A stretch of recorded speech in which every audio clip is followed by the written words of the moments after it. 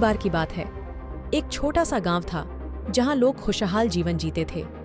गांव के पास एक घना जंगल था जिसमें रात होते ही सन्नाटा छा जाता था। इस जंगल के बारे में लोग तरह तरह की बातें करते थे। कहा जाता था कि वहां रात के समय अजीब सी आवाजें आती हैं।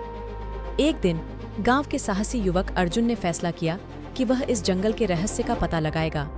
गांव वालों ने उसे समझाया कि रात में जंगल में जाना खतरे से खाली नहीं है, पर अर्जुन ने किसी की नहीं सुनी। अर्जुन ने अपने साथ एक मशाल और कुछ खाने पीने का सामान लिया और रात होते ही जंगल की ओर चल पड़ा। जैसे ही वह जंगल में दाखिल हुआ, उसे हर तरफ से अजीब आवाजें सुनाई देने लगीं।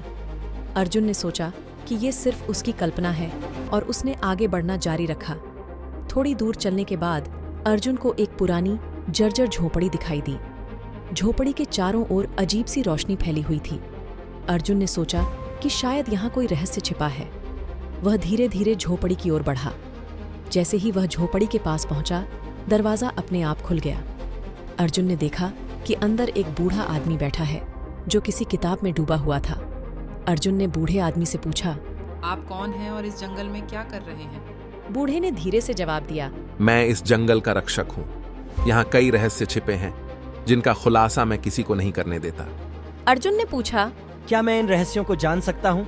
बूढ़े ने हंसते हुए कहा, अगर तुम इतने साहसी हो तो कोशिश करो। अर्जुन ने झोपड़ी के अंदर कदम रखा। अंदर का दृश्य चौंकाने वाला था। दीवारों पर अजीब सी चित्रकथाएं बनी थीं जो किसी पुराने समय की घटनाएं बयां कर रही थीं।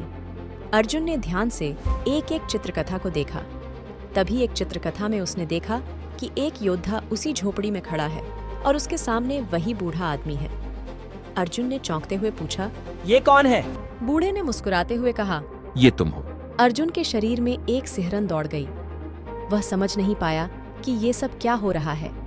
तभी बूढ़े ने कहा, इस जंगल का रहस्य जानने के बाद तुम यहाँ से नहीं जा सकते। अब तुम भी इस जंगल के रक्षक बन गए हो। अर्जुन ने घबराकर पीछे देखा, लेकिन दरवाजा गायब हो चुका था। वह समझ चुका था कि अब वह इस रहस्य का हिस्सा बन चुका है।